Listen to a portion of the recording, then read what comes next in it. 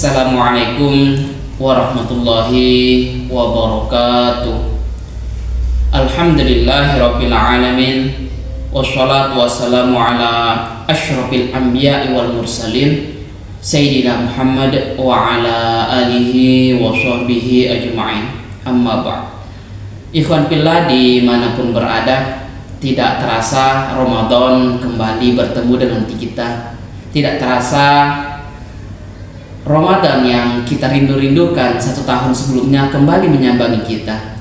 Semoga Ramadan kali ini kita bisa maksimalkan apa-apa yang belum bisa kita maksimalkan pada tahun-tahun sebelumnya. Dan semoga ini bukan menjadi Ramadan yang terakhir bagi kita. Amin, amin ya rabbal alamin.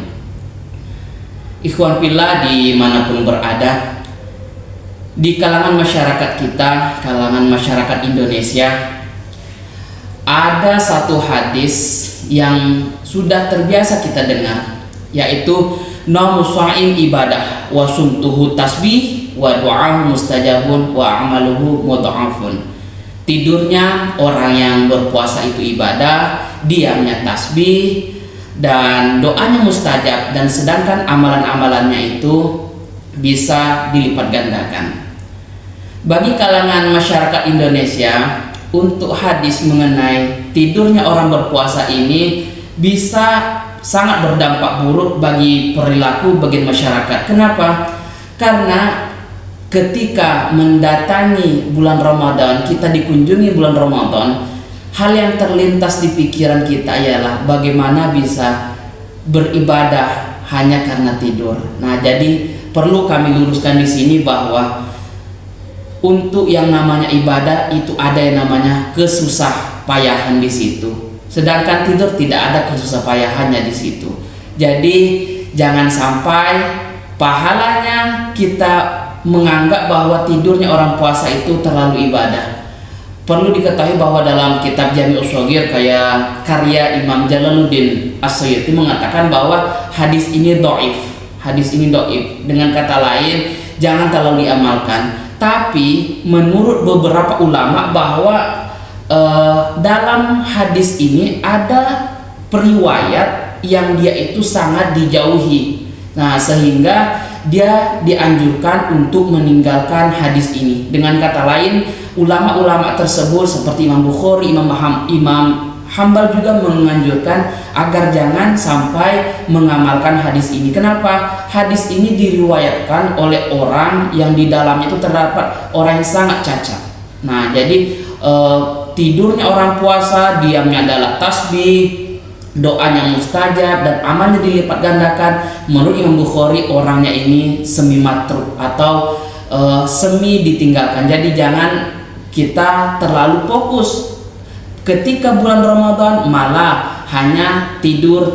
Memang benar, orang yang berpuasa itu meskipun tidur ia tetap mendapatkan pahala, tapi bukan karena dia tidur malah mendapatkan pahala, tapi karena ia sudah melakukan puasa maka dia mendapatkan pahala. Dan tentunya apabila ini dilakukan terus menerus malah mengakibatkan efek yang tidak baik. Kenapa? Final project dari puasa ini ialah la'allakum tattaqun. Ya ayyuhalladzina amanu kutiba alaikumusiyam kama kutiba alal ladzina min qablikum la'allakum tattaqun.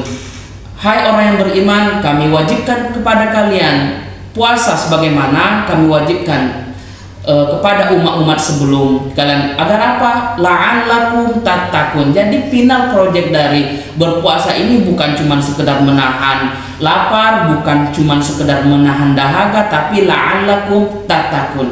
Dan seandainya kita terlalu mengamalkan naumus sha'im ibadah, tidurnya orang yang berpuasa ini ibadah, maka final project dari la'allakum tattaqun atau final project dari berpuasa ini tidak bisa kita dapatkan. Dengan kata lain, mari kita tinggalkan kebiasaan-kebiasaan buruk ini. Apa kebiasaan buruk itu? Ketiduran atau tidur ketika malah sengaja tidur ketika datangnya bulan puasa. Padahal bulan puasa itu adalah bulan yang penuh ampunan, bulan penuh pahala di situ. Jadi mari sama-sama maksimalkan untuk puasa tahun ini.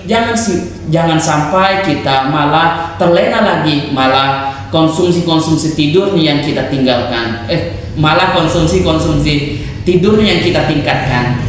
Jadi semoga dengan datangnya bulan Ramadan ini, dan di sini juga perlu tegaskan bahwa hadis tidurnya orang puasa itu adalah hadis palsu. Dengan kata lain, jangan diamalkan. Kenapa? Karena tujuan dari kita berpuasa itu adalah la'allakum tattaqun. Semoga puasa tahun ini kita bisa maksimalkan dan mendapatkan pahala di sisi Allah Subhanahu wa taala. Amin amin ya rabbal alamin. Kemudian pesan singkat ini semoga bisa kita amalkan bersama-sama, jangan sampai terlena lagi dengan amalan-amalan yang tidak berdasarkan dalil. Wallahumma biqillah wa mitariq. Assalamualaikum warahmatullahi wabarakatuh.